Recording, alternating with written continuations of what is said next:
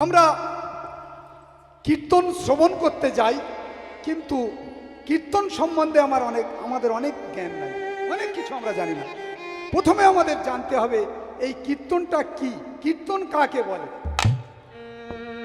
উচ্চ ভাষা, শুদ্ধ উচ্চারণ এবং শিখল, করতাল এবং অন্যান্য যন্ত্র সংযোগে যে ভগবানের গুণকথা, গুণকীর্তি আমরা পরিবেশন করে থাকি, ইহাই হলো কীর্তন। কীর্তনকে চার ভাগে ভাগ করা যায় বাবা।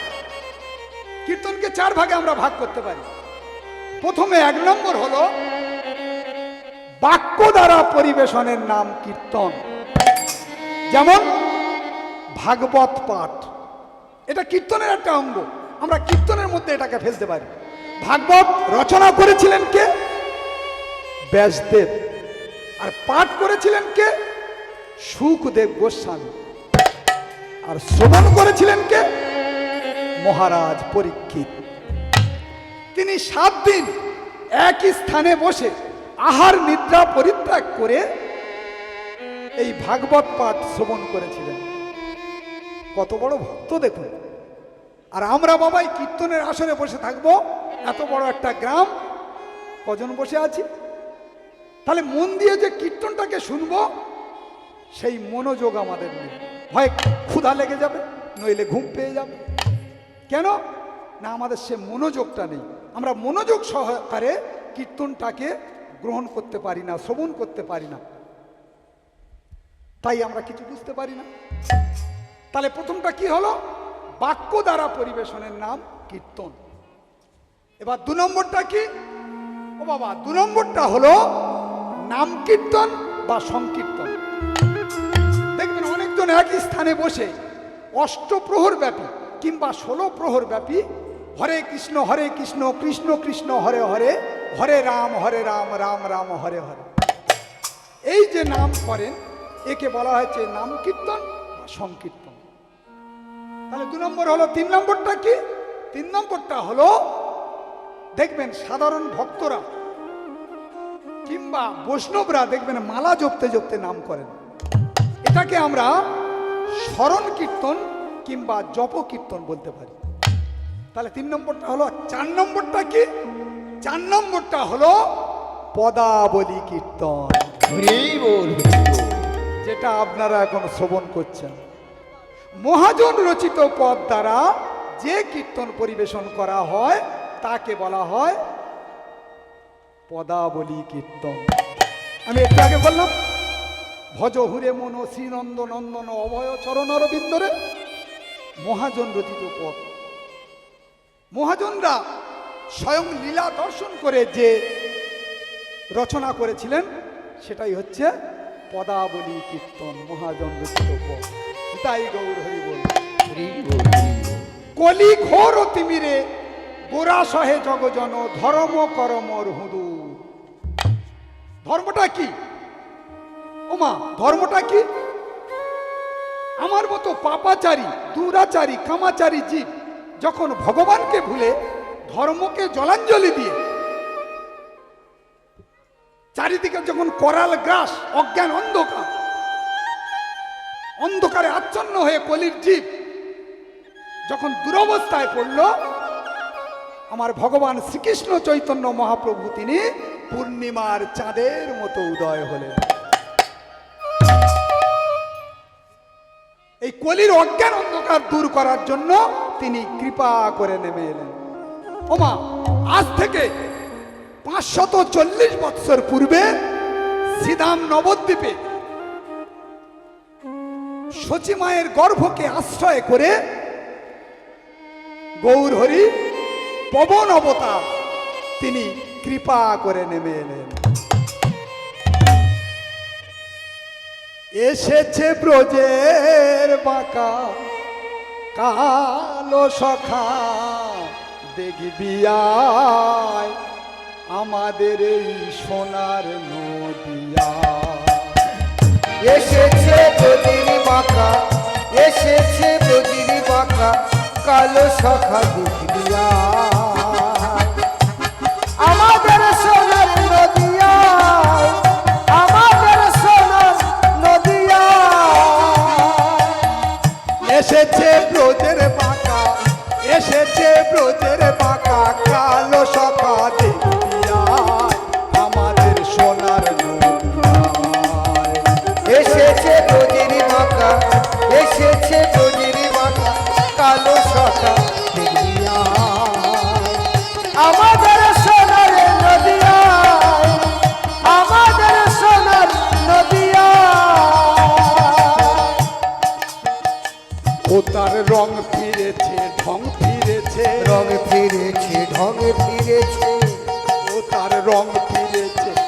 ফিরেছে, ও তারে রং ফিরেছে, ঢং ফিরেছে। এখন তারে চেনা যায়। আমাদের সোনার নদিয়া এসেছে ব্রজের বাঁকা, এসেছে ব্রজের বাঁকা কালো সখা দেখিয়া। আমাদের সোনার নদিয়া, আমাদের সোনার নদিয়া, আমাদের সোনার নদিয়া। প্রেমরিনে ঋণী হয়েছে,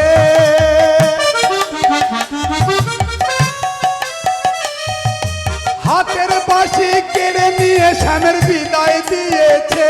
প্রেমরিনে ঋণী হয়েছে, হাতের বাঁশি কেড়ে নিয়ে শ্যামের বিদায় দিয়েছে। প্রেমরিনে প্রেমরিন শুধবে কিসে, আরে প্রেমরিনে শুধবে কিসে, প্রেমরিন শুধবে কিসে, প্রেমরিনে শুধবে কিসে। মুখে রাধা গুণগান। আমাদের সোনার নদিয়া এসেছে ব্রজের বাঁকা, এসেছে ব্রজের বাঁকা কালো সখা দেখিয়া। আমাদের সোনার নদিয়া, আমাদের সোনার নদিয়া, আমাদের সোনার নদিয়া। ও তার রং ফিরেছে, ঢং ফিরেছে, রং ফিরেছি, ঢং ফিরেছে, রং ফিরেছে, ঢং ফিরেছে, রং ফিরেছি, ঢং ফিরেছে। এখন তারে চেনা যায়। আমাদের সোনার নদিয়া এসেছে ব্রজের বাঁকা, এসেছে ব্রজের বাঁকা কালো সখা দেখিয়া। আমাদের সোনার নদিয়া, আমাদের সোনার নদিয়া, আমাদের সোনার নদিয়া। দাস বিশ্বরূপে কয়, কলি যুগে অবতীর্ণ চৈতন্য দয়াময়। এদার বিশ্বরূপে কয়, আরে কলি যুগে অবতীর্ণ চৈতন্য দয়াময়। মুখে হরি হরি বলে, আরে মুখে হরি হরি বলে, মুখে হরি হরি বলে, আরে মুখে হরি হরি বলে। ফুলায় গড়া গড়ি যায়। আমাদের সোনার নদিয়া এসেছে ব্রজের বাঁকা, এসেছে ব্রজের বাঁকা কালো সখা দেখিয়া। আমাদের সোনার নদিয়া, আমাদের সোনার নদিয়া। এসেছে ব্রজের মাতা, এসেছে ব্রজের মাতা কালো সখা দেখবি আয়। আমাদের সোনার নদিয়া, আমাদের সোনার নদিয়া। এসেছে ব্রজের বাঁকা, এসেছে ব্রজের বাঁকা কালো সখা দেখিয়া। আমাদের সোনার নদিয়া এসেছে ব্রজের বাঁকা, এসেছে ব্রজের বাঁকা কালো সখা দেখিয়া। আমাদের সোনার নদিয়া, আমাদের সোনার নদিয়া, আমাদের সোনার নদিয়া।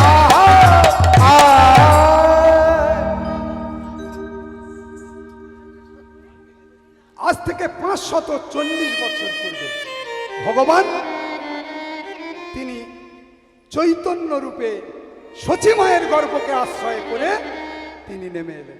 তাই বলছে, কলি ঘোর অতিমিরে গোরাশয়ে জগজন ধর্ম করমর হুদু। অসাধনে চিন্তামণি বিধি মিলাইল আনি। আর অসাধনে চিন্তা বলি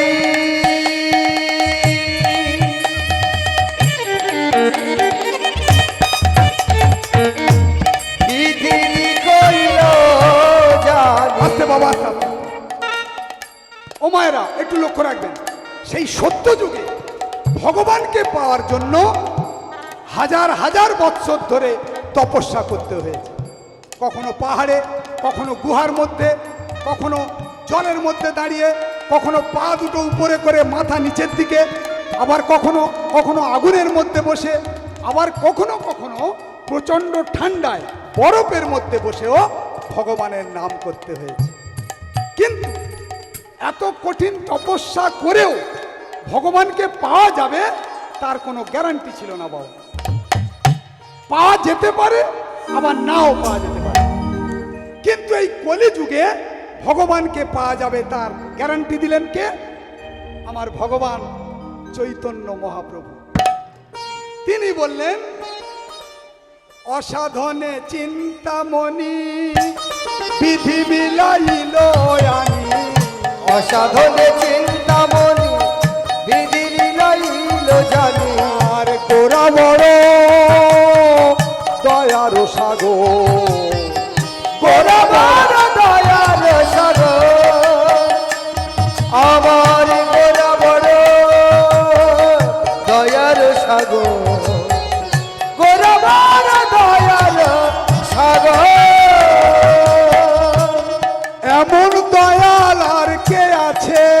আরে এমন দয়াল আর কে আছে? এমন দয়াল আর কে আছে? ওগো এমন দয়াল আর কে আছে? চেয়েছে সে দে হরি নাম দিলা। এমন দয়াল আর কে আছে? আমার গোরা বড় দয়ার সাগর, গোরা বড়। আমার গোরা বড় দয়াল ঠাকুর, আমার গোরা বড় দয়াল ঠাকুর, গোরা বড় দয়াল ঠাকুর।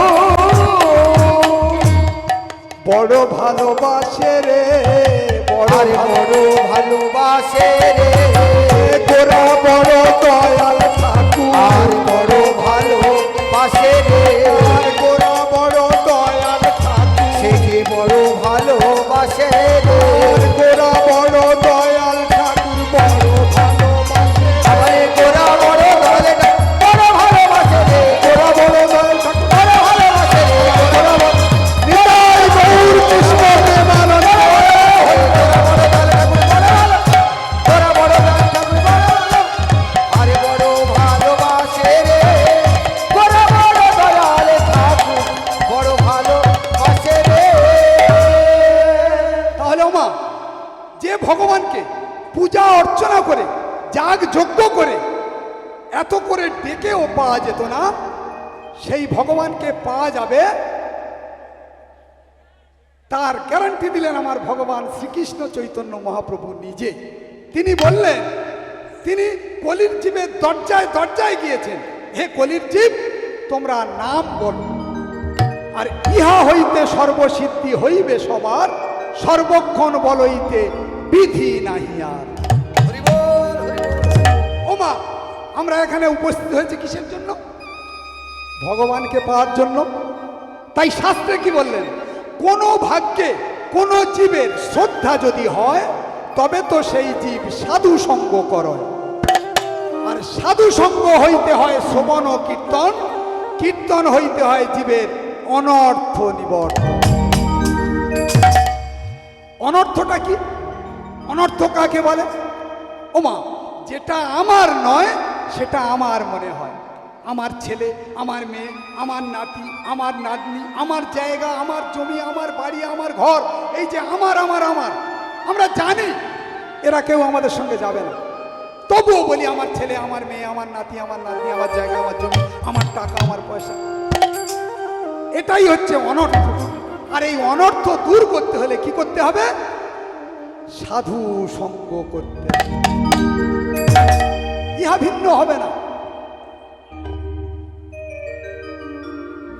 ওমা, সাধু গুরু বৈষ্ণবের চরণের সান্নিধ্য লাভ করে যেদিন আমার জীবনের সকল অন্ধকার মলিনতা দূর হবে, সেদিন আমার লক্ষ্য পূরণ হবে। টাকা পয়সা দিয়ে ভগবানকে খুশি করা যায় না বাবা। টাকা দিয়ে মানুষকে খুশি করা যায়, টাকা দিয়ে বড় বড় মাপের মানুষকে খুশি করা যায়, টাকা দিয়ে ধনী গরিব সবাইকে খুশি করা যায়, উকিল ব্যারিস্টার ডাক্তার সকলকে খুশি করা যায়, কিন্তু কখনো টাকা দিয়ে ভগবানকে খুশি করা যায় না। কেন? আমরা যদি টাকার সংজ্ঞাটাকে ভালো করে লক্ষ্য করে দেখি, টাকাটাকে উল্টান কি হয় দেখুন, কাঁটা। আর এই কাঁটা দিয়ে ভগবানের সেবা হয় গো? হয় না। আমাদের ভজনের পথে আছে 5টা কাঁটা। জাতি বিদ্যা মহতঞ্চ রূপ যৌবন মেবচ অতি যত্নেন পরিবর্জয়ের পঞ্চভক্তি কণ্টকা। এই 5টা কাঁটা যতক্ষণ আমাদের দেহের মধ্যে থাকবে, জাতির অহংকার, বিদ্যার অহংকার, রূপ যৌবনের অহংকার, মহত্বের অহংকার, এই সমস্ত অহংকার যতক্ষণ আমাদের মনের মধ্যে থাকবে, ভগবানের করুণা পাওয়া যাবে না, আর আমাদের লক্ষ্য পূরণ হবে না। আমাদের লক্ষ্য পূরণ করতে হলে কি করতে হবে? আমাদের সবাইয়ের উদ্দেশ্যকে এক করতে হবে। কিবা ধনী, কিবা গরিব, কিবা ব্রাহ্মণ, কিবা বৈষ্ণব, কিবা বৈশ্য, কিবা শূদ্র, কিবা ক্ষত্রিয়, এমনকি জাতিতে যবন অর্থাৎ মুসলমান, আমাদের সবার উদ্দেশ্য যদি এক হয়, আমার উদ্দেশ্য যদি এক হয়, কি করে সেই গৌর চরণ পাওয়া যায়? কি করে সেই গৌরী চরণ পাওয়া যায়? কি বস্তু দিলে, কি বস্তু দিলে, কিসের বিনিময়ে ভগবানের চরণ পাওয়া যায়? এ জগতে যখন ধন ঐশ্বর্য টাকা পয়সা দিয়ে তাকে পাওয়া গেল না, তাহলে কি বস্তু দিলে তাকে পাওয়া যায়? সেই বস্তুটির নাম কি? মহাজন বললেন সেই বস্তুটি আর অন্য কিছু নয়, সেই বস্তুটি হলো শুদ্ধ প্রেম ও ভক্তি। ভক্তি ছাড়া ভগবানকে পাওয়া যায় না। ভক্তি যার ভগবান তার, সর্বশাস্ত্রে বলে, সর্বশাস্ত্রে বলে, ভক্তি না থাকিলে কভু কৃষ্ণ নাহি মেলে। ওগো কৃষ্ণ নাহি, কৃষ্ণ নাহি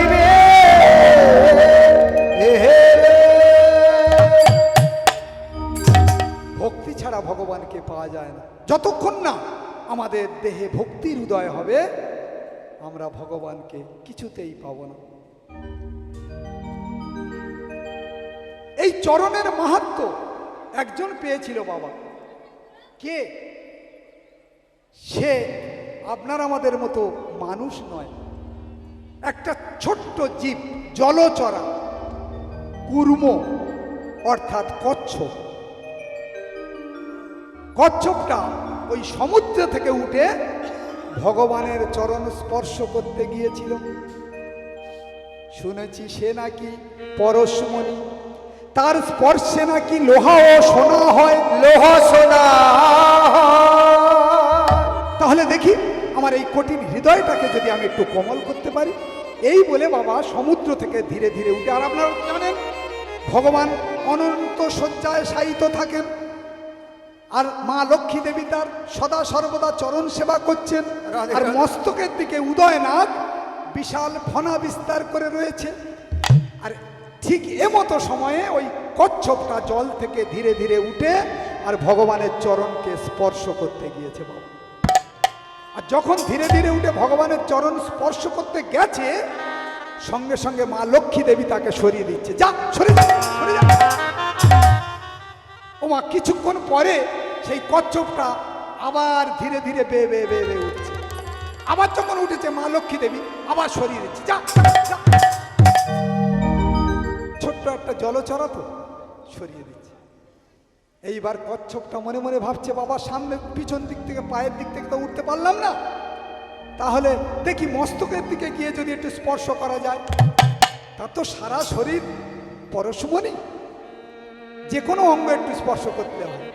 এই বলে সেই কচ্ছপটা যখন ধীরে ধীরে সেই মস্তকের দিক থেকে উঠে সবে সুরটা বাড়িয়ে দিয়েছে, আর বিশাল ফনা বিস্তার করে উদয়নাথ সরিয়ে, যখনই বাবা সরিয়ে দিয়েছে, এইবার কচ্ছপটা মনে মনে কাঁদছে আর বলছে, ওগো দয়াময়, ওগো দয়াময়, আমি একটা ছোট্ট জলচরা বলে তোমার চরণ থেকে আমাকে বঞ্চিত করলে। হে দয়াময়, আমি তোমার চরণ পাবো না? এইবার পরম পুরুষ অন্তর্যামী ভগবান, যিনি একটা পিপিলিকার পায়ের স্পর্শকে বুঝতে পারেন, পায়ের শব্দকে বুঝতে পারেন, যিনি পশু পাখির মনের ভাব বুঝতে পারেন, তিনি বুঝতে পারবেন না?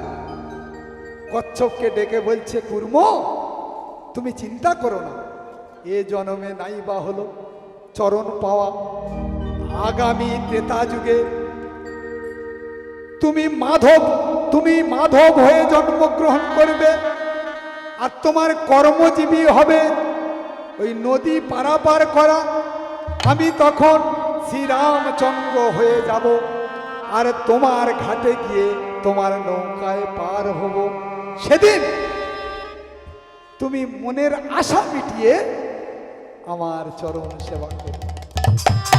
এই যে বাবা আশ্বাস দিয়ে দিল। দেখতে দেখতে ত্রেতা যুগ এসে গেল।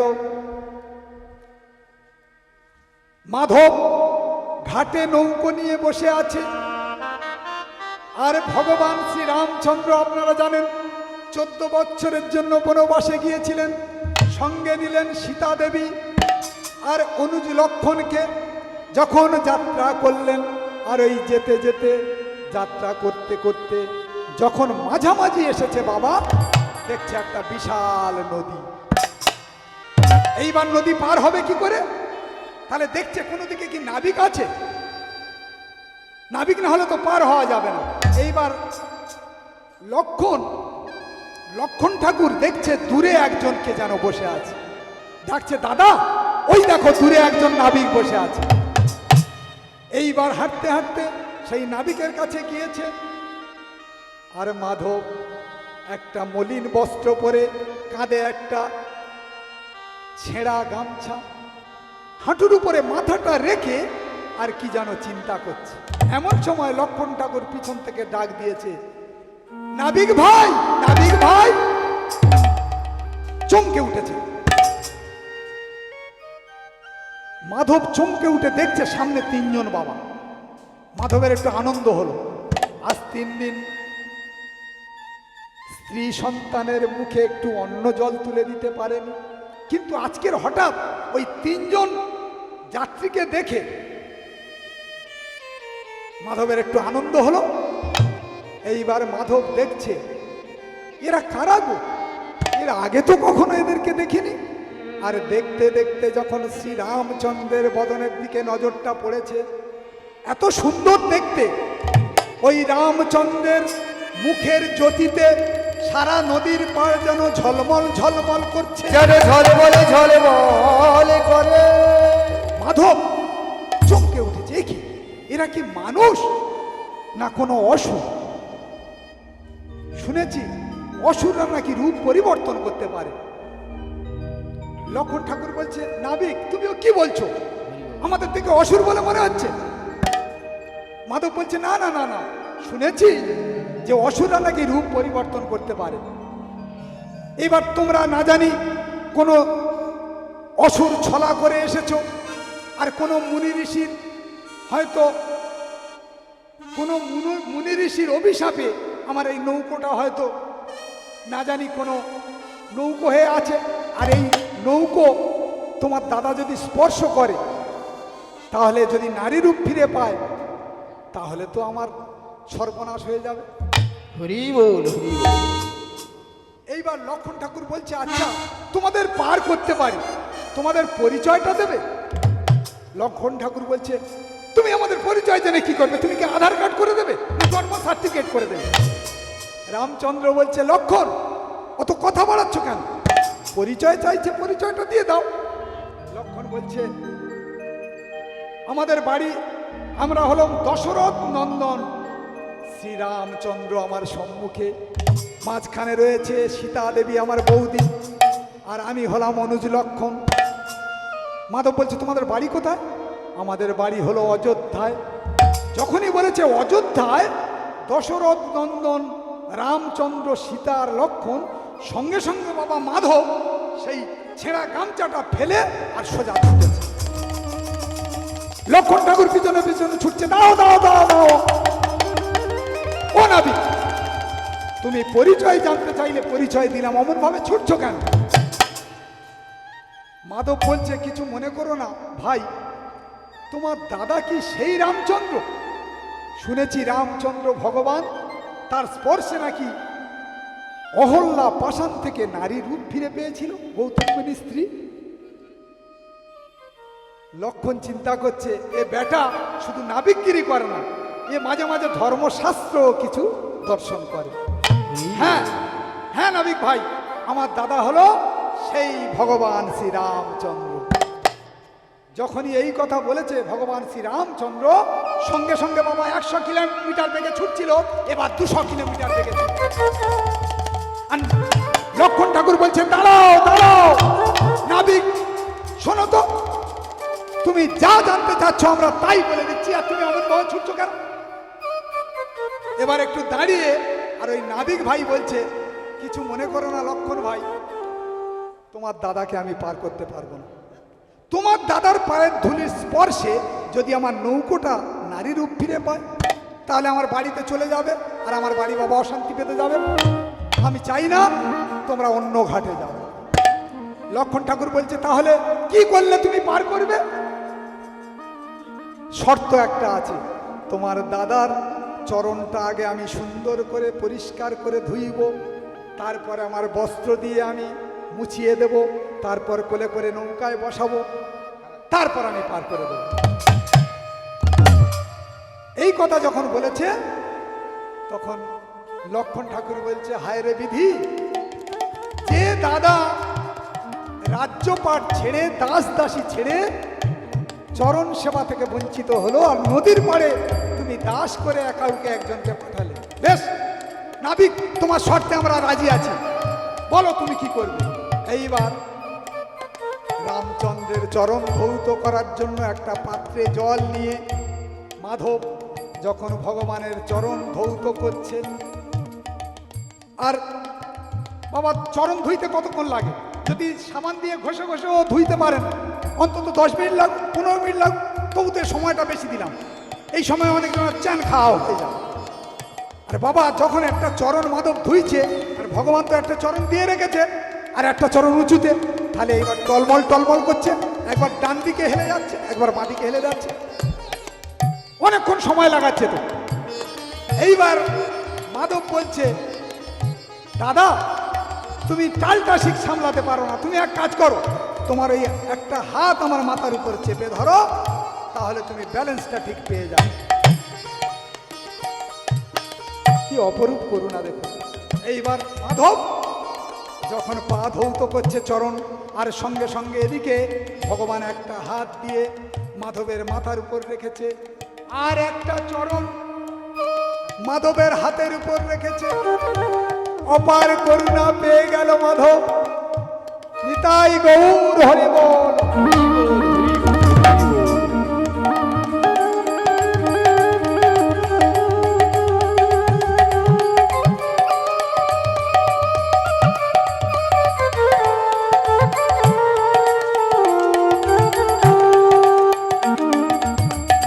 অপার করুণা পেয়ে গেল মাধব।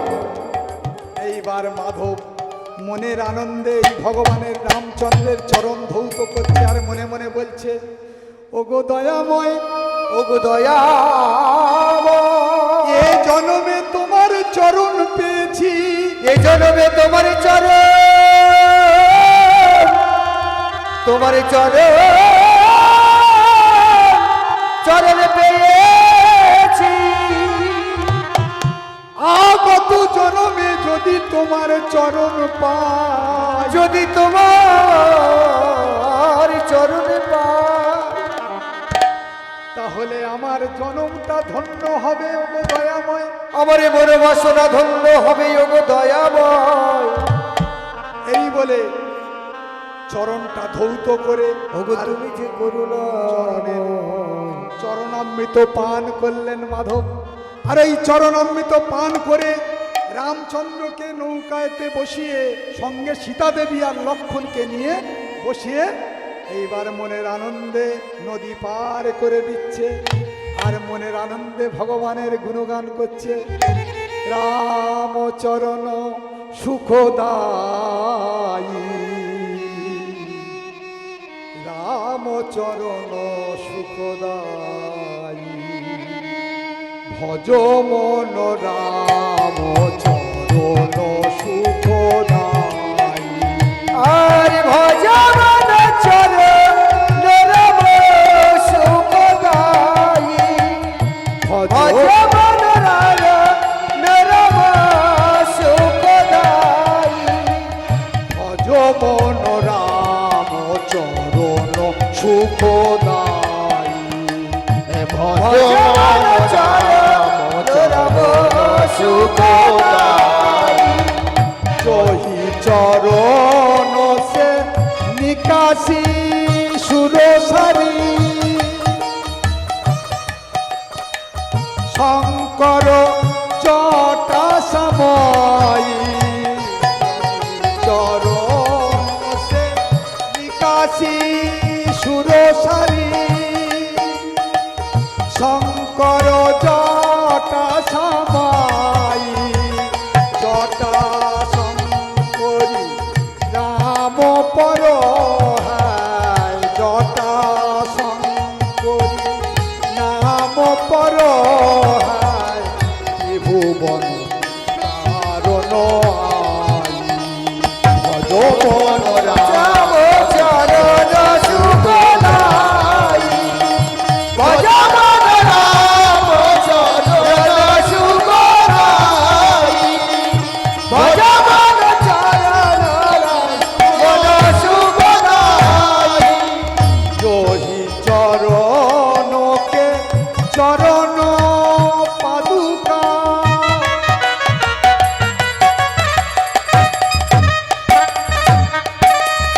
ভরত রহেলি দামাই জহি চরণকে চরণ পাদুকা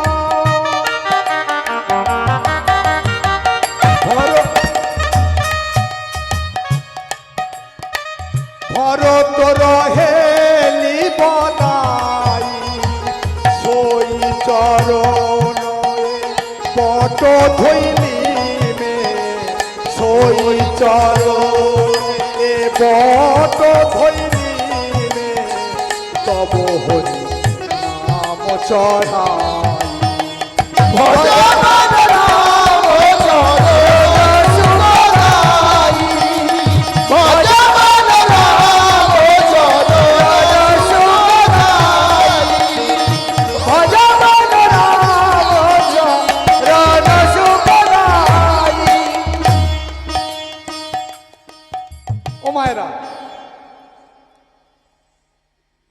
এতক্ষণ তো চরণ নিয়ে টানাটানি হলো। আচ্ছা বলুন তো দেখি আমাদের, হ্যাঁ কি হয়েছে,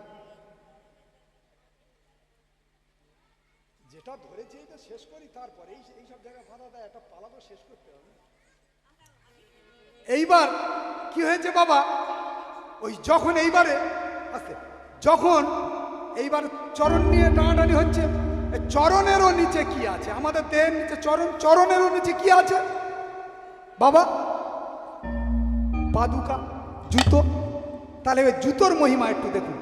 আপনারা জানেন কইকেই মন্থরার মন্থরার পরামর্শে কইকেয়ী মা যখন রামচন্দ্রকে বনবাসে পাঠালো, আর তখন রামচন্দ্র যখন বনবাসে গেল, এইবার মামার বাড়ি থেকে ভরত এসে যখন দেখছে যে ওই রাজবাড়ি ভূতের বাড়িতে পরিণত হয়ে গেছে, কেউ কারোর সঙ্গে কথা বলছে না, সবার মন খারাপ অবস্থায় বসে আছে, কারোর মনের অবস্থা ভালো নয়।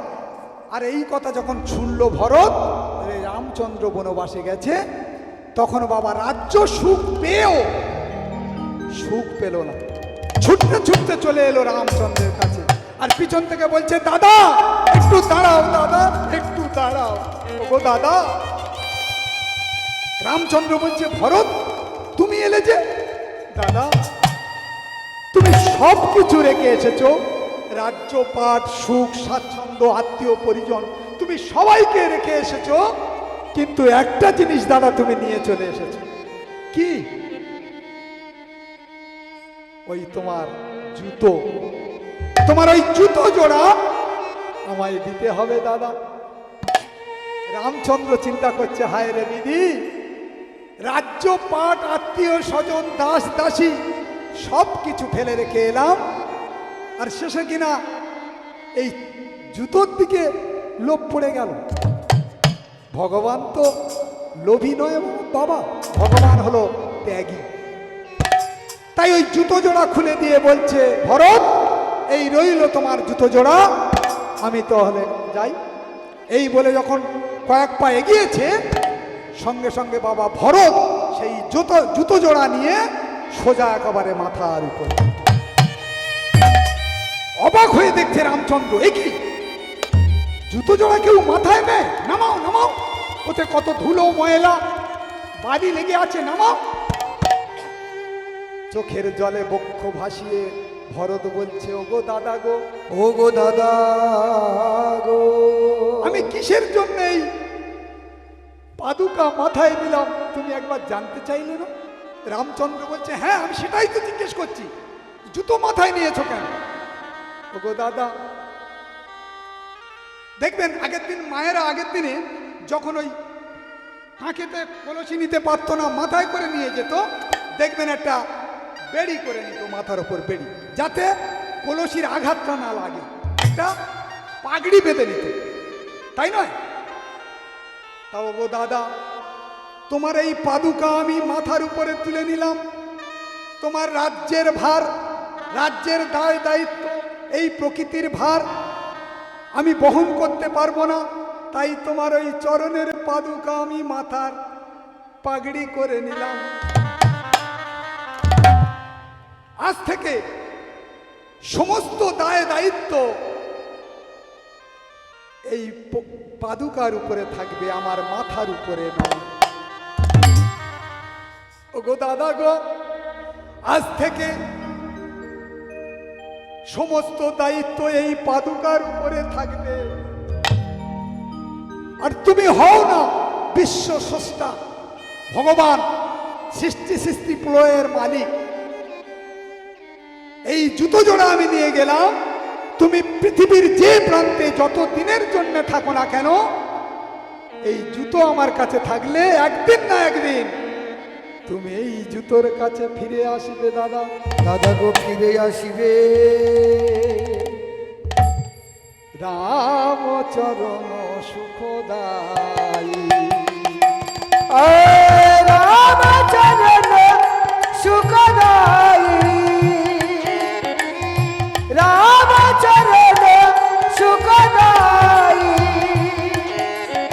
তাহলে মা এইবারে ওই যখন নৌকোয় বসিয়ে পার করে নিয়ে যাচ্ছে, আর মাঝ নদীতে গিয়ে আর ওই শুধু পাক দিচ্ছে, ঘোরাচ্ছে, যখন বারবার ঘোরাচ্ছে বাবা, এই বারবার যখন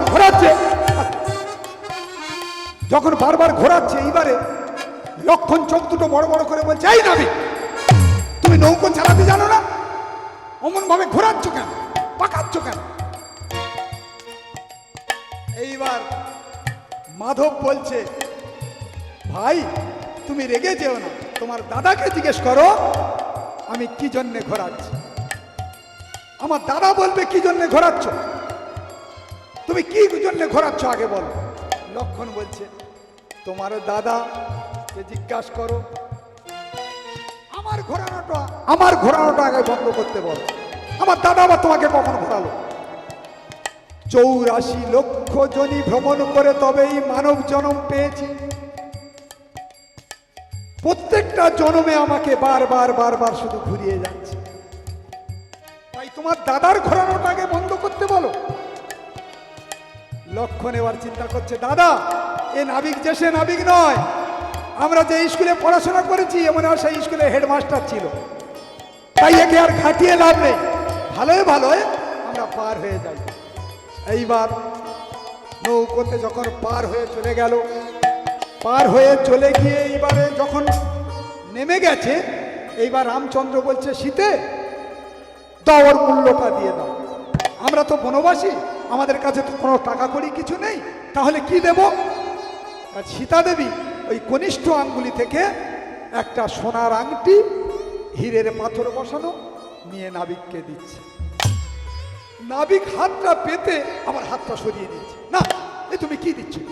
কেন, তোমার পছন্দ হলো না? এই যা দিচ্ছি তোমার অনেক দিন আর নাবিকগিরি করে খেতে হবে না, অনেক দিন তোমার সংসার চলে যাবে। এইবার নাবিক বলছে না, ও আমি নেব না। ধরো, না নেব না। কেন? মাধব বলছে একজন ড্রাইভার যদি অন্য ড্রাইভার বিপদে পড়ে, তো একজন ড্রাইভার দেখবেন সেই ড্রাইভার এই ড্রাইভারকে উপকার করে, গাড়িটাকে বেঁধে নিয়ে কোনো রকমে টেনে টেনে তাকে পৌঁছে দেয়, তার বিনিময়ে কিন্তু মূল্য নেয় না। এটা ড্রাইভারদের ধর্ম। দেখুন, একটা টোটো যাচ্ছে, হয়তো সারাদিন চালিয়ে তার ব্যাটারিটা ডাউন হয়ে গেল, কোনো একটা টোটোওয়ালাকে বলছে ভাই আমাকে একটু বাড়ি পর্যন্ত পৌঁছে দেবে, আমার ব্যাটারিটা ডাউন হয়ে গেছে। দেখবেন ওই টোটোওয়ালা দড়িতে বেঁধে তার গাড়িটাকে টানতে টানতে বাড়ি পর্যন্ত পৌঁছে দেবে। এটা হলো ড্রাইভারদের ধর্ম। আর ঠিক সেই রকম তোমার দাদাও একজন নাবিক, আমিও একজন নাবিক। এইবার লক্ষণ রেগে গেছে, কি সাবধানে কথা বলো।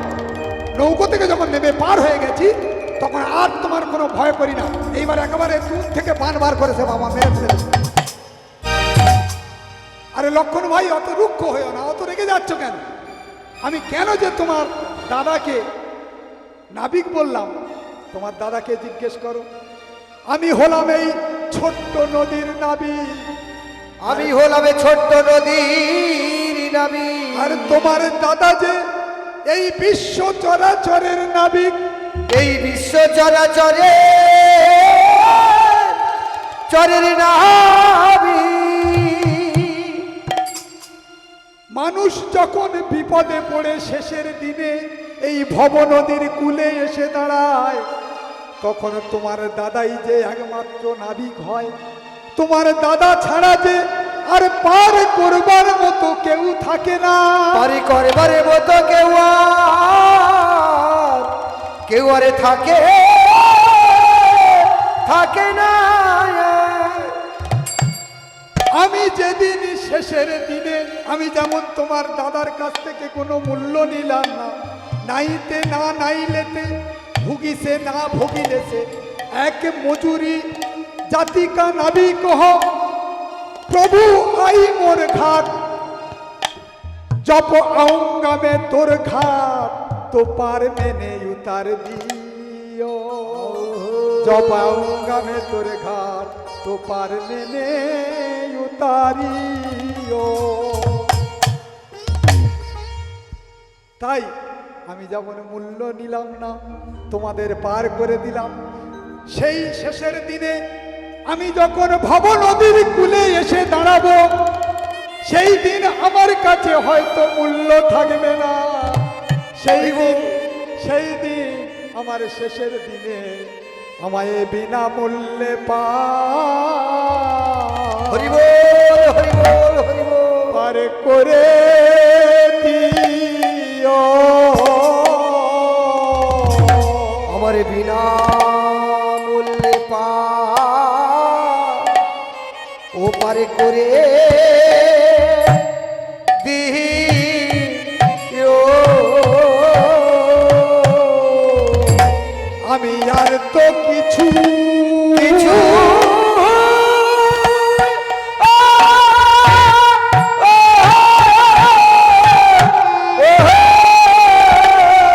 চাই না প্রভু গো। আমার বিনামূল্যে সেই দিন আমায় তুমি পার করে দিও। ও পারে করে দিও। আমার এ জন্মে না, এই জন্মে না, জন্মে জন্মে আমার বিনামূল্যে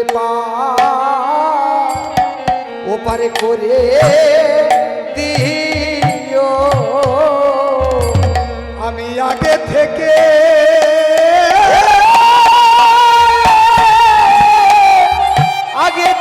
তোমায় বলে রাখি তুমি আমায় পার করে দিও। আমার বিনামূল্যে